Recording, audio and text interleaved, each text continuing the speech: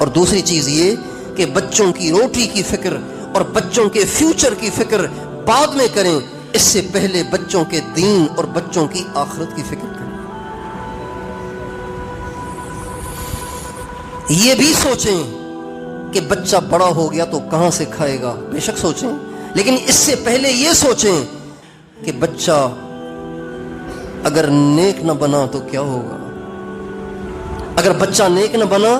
اور آپ اس کو بدکار چھوڑ کے مر گئے اور آپ نے محنت نہ کی، آپ نے فکر نہ کی، اسے بے دین چھوڑ کے مرے، تو اس کو تو سزا اس کے مرنے کے بعد ملے گی، لیکن اس کی سزا آپ کو قبر میں پہلے ملے گی۔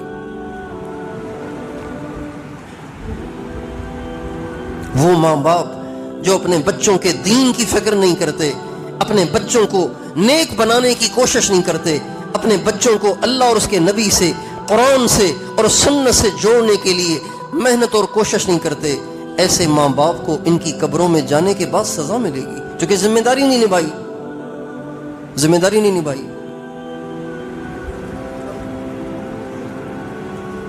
اس لیے میرے دوستو، آپ سارے بھائی یہ نیت کریں، آپ میں ایسے بہت سارے ہوں گے جو ان کے سرپرست ہوں گے، ان بچوں کے سرپرست ہوں گے، لیکن ایسے بھی بہت ہوں گے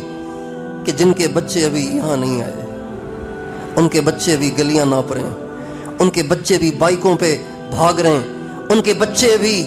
باہر تھڑوں پہ بیٹھ کے 2 بجے تک فیس بک دیکھتے ہیں، اجتماعی طور پہ بیٹھ کے اللہ کو ناراض کرتے ہیں۔ ایسے بہت سے ہوں گے۔ توبہ کریں،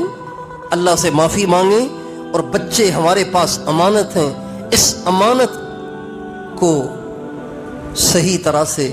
ادا کرنے کی کوشش کریں، یعنی کہ ان کو دین کے ساتھ جوڑیں، اللہ کے ساتھ جوڑیں، ان کو نیک بنائیں، ان کو ٹائم دیں۔